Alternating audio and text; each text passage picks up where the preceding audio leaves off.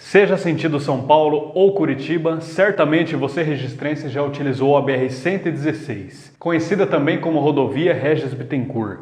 Esse é o nosso tema de hoje. Verifique sua inscrição aqui no canal para fortalecer registro no YouTube.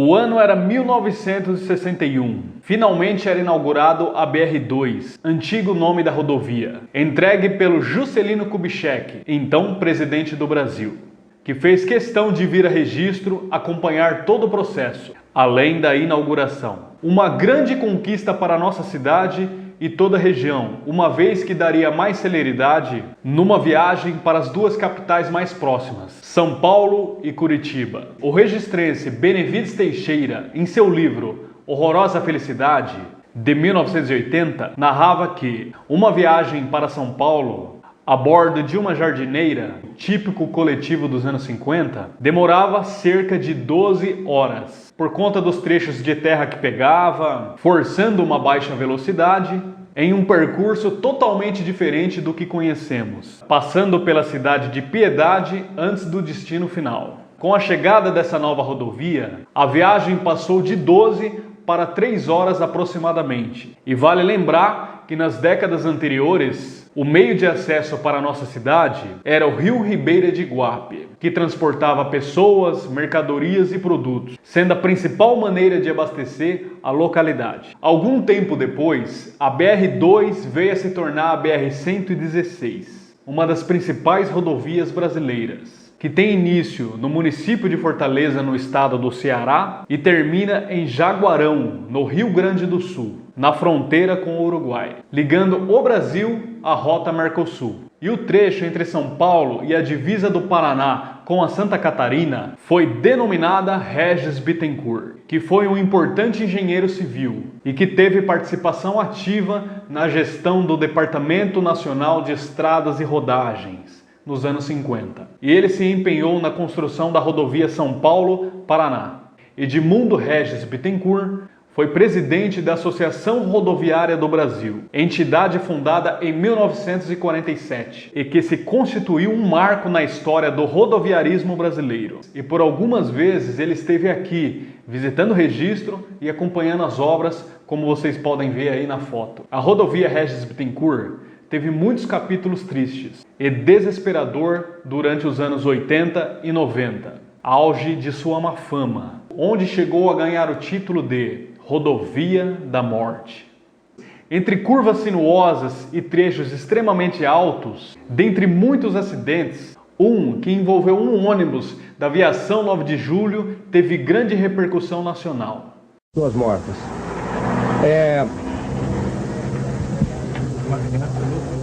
São duas crianças e o resto adulto. A gente não vai mostrar isso não, tá? A gente não vai mostrar isso não. Vamos sair daqui, não. Não vou mostrar isso não. Bom, minha gente, o negócio é o seguinte. São mais de 20 pessoas mortas lá dentro, inclusive crianças, e essa é uma imagem que a gente não vai mostrar para vocês. Bittencourt, que liga São Paulo ao sul do país. Mais de 30 pessoas morrem e dezenas ficam feridas. O acidente aconteceu a 70 quilômetros de São Paulo, quando um ônibus de turismo se chocou com uma carreta que vinha na contramão. Foi o pior acidente na história da rodovia, considerada uma das mais perigosas do país. O rodoviário do Tietê, em São Paulo, em direção a Cajati, no Vale do Ribeira, com 48 passageiros. Mas não chegou ao destino. 70 quilômetros depois, uma carreta desgovernada entrou no ônibus, matando e ferindo dezenas de passageiros. Veja. Quem estava no ônibus, que por pouco não foi envolvido e para valer, foi só de raspão, felizmente para ele, foi o Elismar, o Chesco, e que acabou salvando várias pessoas. Muitas manifestações ocorreram durante essas duas décadas, mas uma delas foi marcante para o ano de 1988. Foi um ato do então presidente da CIAR, Lázaro Gomes da Silva, envolvido fortemente no movimento pró-duplicação, chegou a escrever uma carta com o próprio sangue, na tentativa de sensibilizar as autoridades do governo federal. Presidido na época pelo José Sarney, o sangue simbolizava centenas de pessoas que foram vítimas em acidentes na rodovia. Após esses eventos, a rodovia, em sua maior parte, foi duplicada durante o governo FHC. O único trecho restante de pista simples, com 19 quilômetros de extensão, ficava na região serrana entre Miracatu e Juquitiba, denominada Serra do Cafezal, conhecida popularmente também como Serra do 90. Em outubro de 2007, a rodovia, juntamente com outros lotes de rodovias federais, foi concedida à exploração da iniciativa privada. Assim, a responsabilidade de realizar manutenção e melhorias na rodovia, além da duplicação do último trecho, passou a ser da concessionária Autopista Regis Bittencourt, do grupo Arteris. Em contrapartida, a concessionária instalou 6 praças de pedágio e, apesar de problemas ligados à preservação do meio ambiente, sua duplicação foi concluída em dezembro de 2017. E para concluir nossa resenha de hoje, vamos assistir um documentário produzido pela Discovery Brasil sobre a execução da duplicação na Serra do Cafezal. Em 2008, quando os engenheiros iniciaram o projeto da rodovia Regis Bittencourt, a Serra do Cafezal era o principal ponto crítico. E poder ver que a gente conseguiu o resultado quando a gente vê aqui do lado da pista uma cachoeira como essa. Enio e Nelson tinham uma grande missão: duplicar a Serra do Cafezal para aumentar a segurança viária com o menor impacto ambiental possível.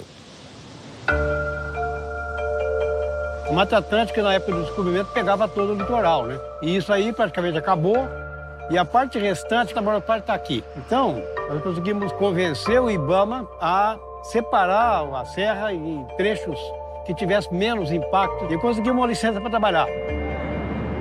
A Regis foi uma das rodovias da década de 50 que já nasceram pavimentadas. Tem muita estrada que já existia e foram pavimentadas posterior, né? A Regis Bittencourt é uma rodovia emblemática. Ela foi inaugurada na década de 60. Desde então, o último trecho de pista simples que existia ainda na Regis era exatamente a Serra do Cafezal.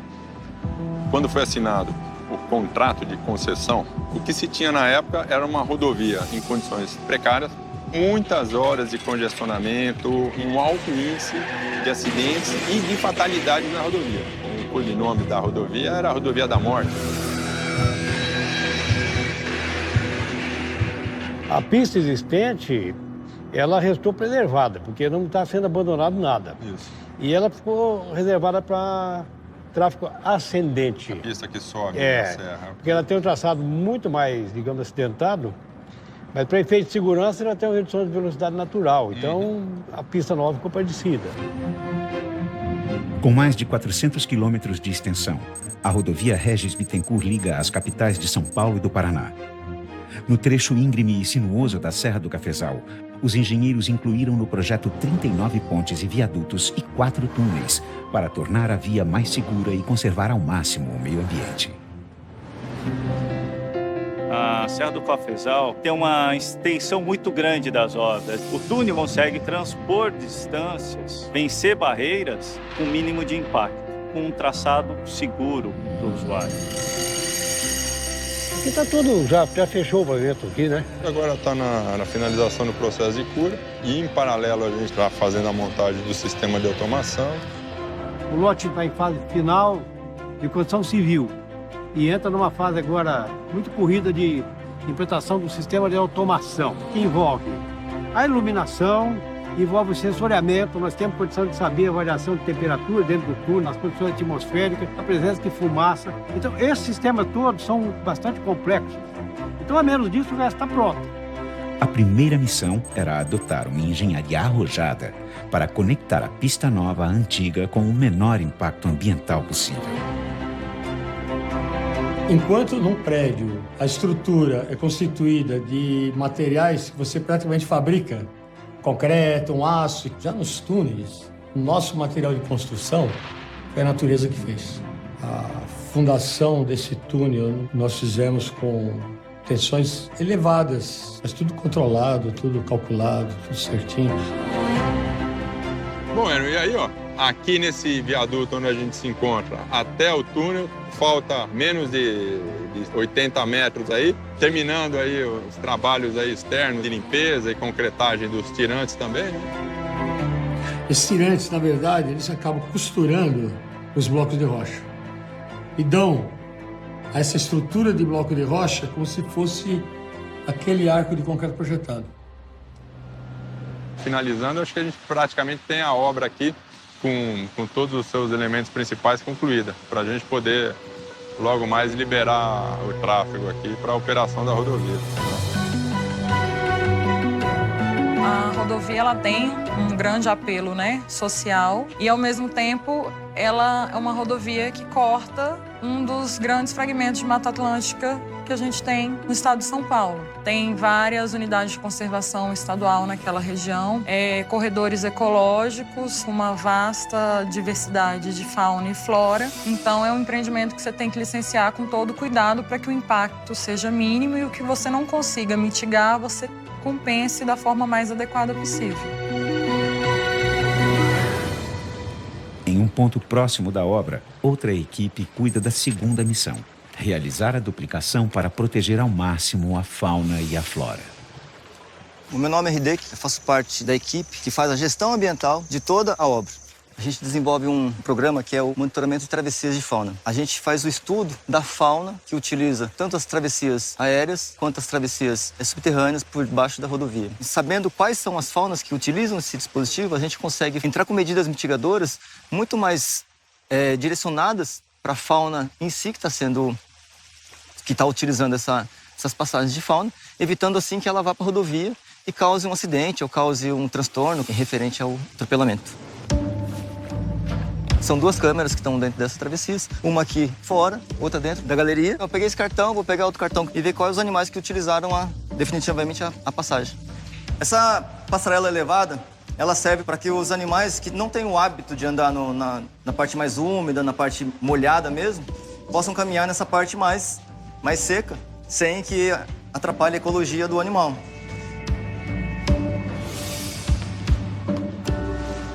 Pegar a câmera agora, tirar o último cartão.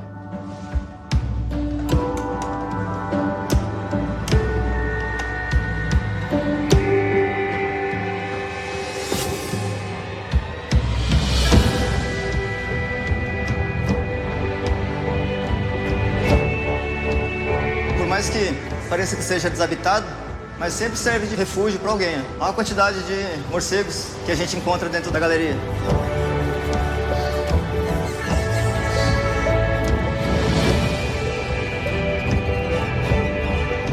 O registro das traps, indiferente se é uma preguiça, se é um gato do mato que a gente não consegue identificar, todos são importantes. Isso quer dizer que se ele está usando a passagem de fauna, ele não corre risco de ser atropelado, não corre risco de causar dano a ninguém.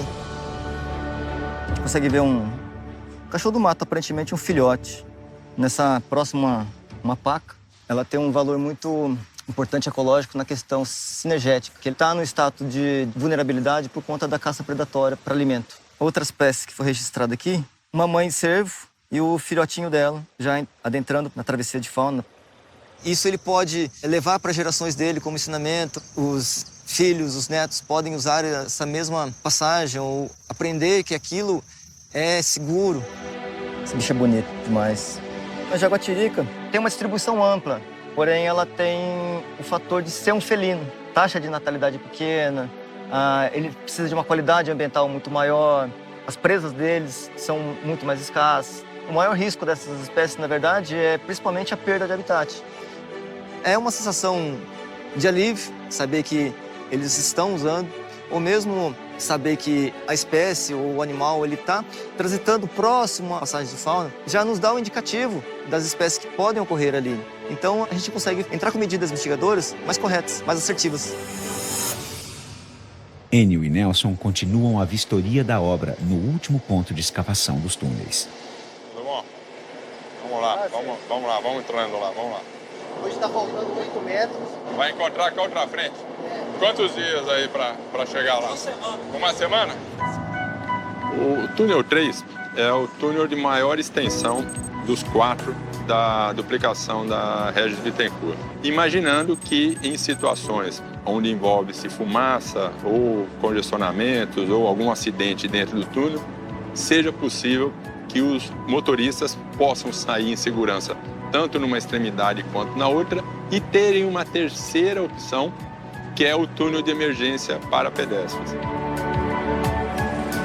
E a facilidade do material por ser calcário, você poder tirar essa extremidade, adotou-se a metodologia de tunnel liner. Você, à medida que vai escavando, já vai executando as cambotas metálicas e com isso você tem condições de acelerar a sua execução sem, obviamente, deixar a segurança da sua execução de lado. Como é que você está conseguindo a média de evolução aí, desde o começo do túnel, aqui quanto foi por dia isso aí? A gente está fazendo mais ou menos 1 metro por tudo. Por segurança, então está tendo que cavar com mais cautela. Eu posso avançar esse túnel um bocado aí por conta da firma? Pode, toma cuidado que tá... Não, eu sou bom nisso aí. Eu fui bancário por 15 anos seguidos e quando eu saí e comecei a estudar engenharia, eu me lembro muito claramente, quando eu estava no 3º ano de engenharia, a gente tinha uma matéria de geologia, colorido da terra, o formato das pedras, a cor, a textura, etc. Posso subir? Vamos lá. Então eu me lembro que eu falei, eu nunca mais vou olhar para o barranco da minha bandeira. Eita! Vamos lá! Na obra da Serra do Cafezal, o engenheiro Enio participa ativamente da escavação do túnel de emergência. Ei! Enio! Isso aí! Aí, Enio! Tava faltando isso no currículo, Enio. Isso é pôr a mão na massa de verdade, né? Na massa e na picareta. São seguramente 50 anos de atividade, né? E não é sempre que a gente pode escavar túnel assim. Isso aqui é uma oportunidade muito interessante, é muito gratificante, inclusive. A gente faz com que a escavação danifique o mínimo possível do corpo do túnel, evita que o maciço deforme além do necessário. Temos geólogos que mapeiam a frente de escavação para que as tensões se redistribuam e aquela porção de solo ela permaneça estável. Do lado interno do túnel 3, um time de especialistas acompanha o andamento do túnel de emergência, onde foram adotados outros métodos de escavação. Meu nome é Daniel Augusto Busato de Lima. Minha função aqui é como geólogo. Um geólogo diz aonde é solo, aonde é rocha boa, aonde é rocha ruim e depois tem o acompanhamento de uma equipe grande. Isso daqui é uma amostra, é um fragmento que já foi escavado, é um gneiss, uma rocha metamórfica e, na verdade, nos 4 túneis aqui da Serra do Cafezal é a rocha predominante. Esse tipo de material, quando ele apresenta essa resistência de rocha sã, no processo de um rompedor, ele demora muito, não dá produção. Se a rocha for muito dura, o único jeito de escavar ela com uma produção que atinja o cronograma da obra é com uso explosivo. Então você tem uma malha de detonação, essa malha é calculada, ela tem o diâmetro dos furos, a disposição dos furos, inclusive é calculada a quantidade de explosivo que é colocado por furo. A diferença básica é essa, rocha muito boa, dura, você só consegue remover com detonação. Os blocos de rocha, quando você detona, a tendência deles é cair. E se um cai, isso é que nem latinha no supermercado. Se você tira uma latinha, vem o resto. Aí é que é importante o acompanhamento do geólogo, saber como é que ele segura, se avança, não avança. Só essa água aqui que não acaba, né? E aqui é o seguinte, tem que bombear, rapidinho concretar e depois continuar bombeando. Ela fica ligada direto para a gente poder concretar, né? Isso aqui é o concreto projetado, é um concreto de alta resistência e ele é aplicado a partir de uma bomba para garantir a qualidade da aplicação e também da resistência. Além dos túneis, a obra de duplicação incluiu pontes e viadutos para reduzir o congestionamento e aumentar a segurança da serra. A ponte, ou um viaduto, ela se resume em 2 partes, a infraestrutura e a superestrutura. A infraestrutura ela é dividida em duas. A parte chamada de fundações e a parte de mesoestrutura. A mesoestrutura é que do terreno está para cima e a fundação é que do terreno está para baixo. Você faz a fundação e vai atravessar o solo até chegar no material competente para suportar o peso que vai atuar sobre ele. Daniel vistoria um ponto elevado de retorno que vai ligar o viaduto novo à pista antiga. Fala, velho, tranquilo? Você ainda tá perfurando ainda aí? Essa é a segunda estaca que vocês estão fazendo aí, né? Só no caso dessa primeira. Bom, esse aqui é o retorno operacional do quilômetro 352, que vai permitir que as pessoas que estão na pista norte, sentido São Paulo, façam um retorno para a pista sul, sentido Curitiba. A fase que o geólogo trabalha é a fase de infraestrutura. Nesse caso, o reforço de fundação está sendo feito com estacas raiz. Tem uma perfuratriz, ela faz o furo na profundidade correta e no diâmetro correto. É colocada essa armadura. Feita a inserção no furo, é efetuado o preenchimento com argamassa. Já pode começar a fazer o processo de mesoestrutura. Daí, Daniel? Bom, doutor Hélio, como é que vai? Daí. Essa estaca, ali tem quanto? Ali são 6 estacas, tem uma pronta, essa já é a segunda. Essa deu 12 metros. E está ancorada em rocha? Está ancorada em rocha. Nós temos praticamente a obra totalmente concluída, em percentual de avanço. Podemos falar que temos 98%, pronto. Mas no final a situação está muito bem integrada. A utilização de túneis elevados possibilita a diminuição da fragmentação da vegetação. E também se permite o fluxo gênico, porque o animal consegue ir e voltar e ele tem livre trânsito nesses fragmentos remanescentes.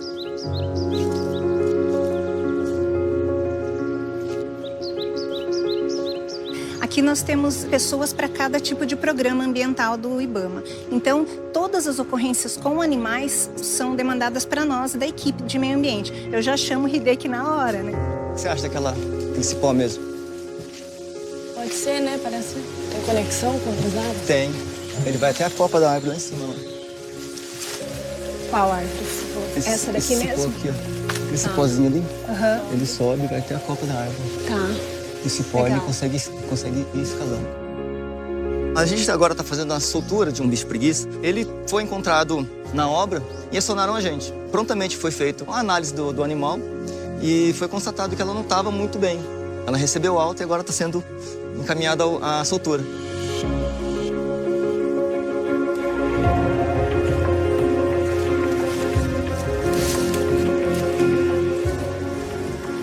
Ai, que linda. Cuidado aí. Ela enroscou já, não se corre, gente. Ela tá segurando mesmo. Vai dar pra colocar nessa árvore mesmo, Hideki? Dá, tranquilo. Tá ok, vou marcar o ponto. Tá. Todo animal que a gente captura, né, a gente marca a coordenada, né, geográfica, e na hora de soltura, a mesma coisa, a gente deve fazer a marcação desse ponto. Eu sou veterinária, né, e eu sou responsável pelo atendimento desses animais. E quando eles são aptos à soltura, a gente recebe os animais de volta e a gente vem acompanhar a soltura, né. No caso, o Hideki tá lá deixando ela na natureza de volta. Preguiça, dia 25. Certinho. Vai embora. Esse galho ele vai dar conexão para a copa da árvore. E é uma árvore que tem conexões com outras árvores. E ela consegue transpor de uma árvore para outra sem ter a necessidade de descer ao chão. No caso da preguiça, a gente conseguiu realocar um animal que poderia hoje estar morto ou podia ter passado por uma dificuldade muito grande de saúde. Então, a sensação é de dever cumprido. A gente tem, por obrigação, proteger esse último refúgio que sobrou de Mata Atlântica. Aí, ó, sucesso! A gente vai fazer a vistoria agora. Aves e répteis e anfíbios estão na lista de hoje. Para cada grupo, existe um especialista. Ele vem a campo e faz todo o procedimento metodológico para poder encontrar todas as espécies possíveis da região, para que entenda se o empreendimento está causando algum impacto na fauna, para entrar com medidas mitigadoras. Isso aqui, ó, é uma das metodologias que são usadas para capturar aves, né? O que acontece? Isso chama rede de neblina. Aqui a ave vem de onde ela está vindo, ela não enxerga a rede e acaba batendo a rede e ela se enrola. E quanto mais ela mexe, mais ela vai se enrolando, ela vai entrando nas bolsas que existem nas redes, e ela começa a se embolar até não conseguir sair mais. Aí o consultor vem, tira o animal, coleta todos os dados, biometria, se é macho, se é fêmea, se está em período de aninhamento, se é um jovem, se é um adulto, todas as características morfológicas. Depois é feita o anilhamento, onde é colocado um anel no tarso do animal e novamente solta a natureza. Muito delicado. Esse aqui é um beija-flor preto. Tá cansadinho já. Como o beija-flor é um bicho muito sensível, a gente praticamente nem faz muita... Tava tentando ver se ele estava bem, se ele não estivesse muito bem, a gente entrava com um pouquinho de glicose, mas como pode ser visto, ele foi embora, ele estava bem de saúde. Nesse monitoramento de bioindicadores é feito um esforço amostral para detalhar a comunidade das espécies, porque qualquer alteração nesses ambientes eu posso levar à extinção, eu posso levar à diminuição dessa espécie no local. Por isso nós fazemos todo o procedimento da gestão ambiental para evitar que a obra cause impacto na fauna. E aí, Renatão, o que está rolando de bom? Então, como a gente está de dia, né, já conseguimos pegar um Crossodactylus, que é um anfíbio diurno, e um Rhinella. Mas aqui? Rhinella ornata. Então, o bicho ocorre mais em área aberta, em lagoa, né? Pois é, rapaz. Mas aqui do lado do riacho resolveu dar as caras. Ah, então essa é aquela que parece um passarinho mesmo, que fica cantando, parecendo um passarinho debaixo da pedra. Exatamente. A frequência da vocalização dela lembra muito um passarinho e um inseto. E a coloração dele, né, se assemelha muito com essas folhas caídas. E é um anfíbio que ocorre somente na Mata Atlântica. Já esse aqui é mais comum, é o sapo cururuzinho. Essa linha aqui no dorso se confunde com aquela veia central da folha, né? A ocorrência desses anfíbios aqui demonstra que o ambiente de riacho ainda está sendo utilizado como sítio reprodutivo, como abrigo. Algumas espécies de rã são restritas a curso d'água que tem um pH ideal. Caso aquilo não ocorra, passa a ser um ambiente que não faz jus às necessidades dela. Bicho endêmico da Mata Atlântica, uma espécie comum, entre aspas, porque a Mata Atlântica não está comum, cada vez menos comum. Então, as espécies comuns da Mata Atlântica também já não serão tão comuns assim. Cobra! Cobra! Opa! Cadê? No entorno da obra, os biólogos monitoram os animais que transitam pela Mata Atlântica. Rapaz! Isso aqui é uma falsa jararaquinha. A malha dela pode, para as pessoas mais leigas assim, pode confundir com uma jararaca, né? A boca dela dá pra notar, olha, é bem preta. E isso é um modo de defesa dela para ela poder afugentar possíveis predadores. O dente dela no colador de veneno é atrás, né? Isso, é atrás. Isso quer dizer que ela tem veneno, só que é mais difícil dela conseguir inocular. Quando ela tenta morder, ela tenta pegar aqui, pegando a parte de trás da boca. Sim, pelo fundo da boca. Pelo fundo da boca, isso. Ela chega a um que tamanho, mais ou menos? Meio metro? Um pouco mais de meio metro ela chega. Ah, sim. É bem filhotona, então. Sim, essa aqui tá bem jovem, bem bebezinha ainda. E tá doida pra morder alguém também. Tá. É um modo de defesa do animal, né? Vai fazer o quê? Fazer soltura dela direto agora? Sim, o Renato já tirou a foto, né? Documentou que ela foi encontrada. E aí agora a gente solta ela no lugar que foi encontrada. Pra casa, neném. A profissão que eu exerço hoje já é uma satisfação enorme. E tá trabalhando com fauna, na parte de resgate, monitoramento, para mim é de extrema importância. Praticamente é o que acho que eu nasci para isso, é o que eu sempre quis. Todo esforço é válido, todo esforço de proteção desse pouco que sobrou da Mata Atlântica.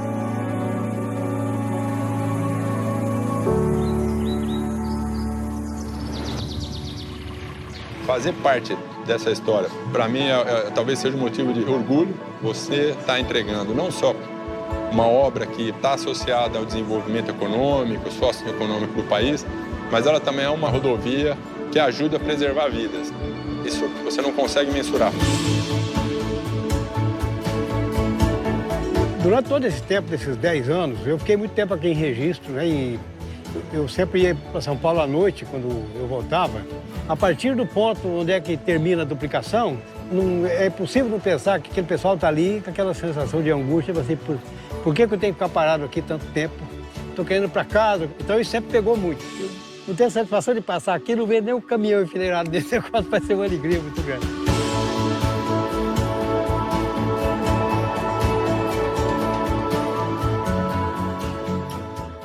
Estamos chegando a mais um final aqui do Resenha Registrense. Como de costume, eu quero mandar um abraço para quem comentou o nosso último resenha lá no YouTube, que foi sobre os irmãos Oliveira, Mimo e Cesarinho. Um abraço para o Carlos Eduardo Minami, Nico Almeida, Rildo Júnior 013, minha mana Adriana Rodrigues, o novo inscrito no canal Sérgio Lemos, que é um registrense lá de Taboão da Serra. Seja muito bem-vindo, viu, Sérgio?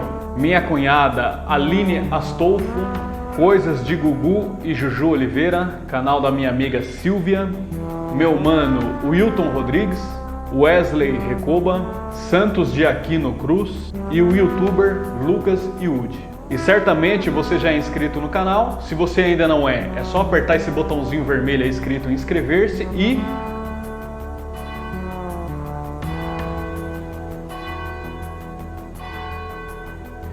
sino da Igreja Matriz São Francisco Xavier para te lembrar de acionar o sininho, tá legal? E certamente eu espero vocês no próximo resenha de número 16. Forte abraço e até a próxima!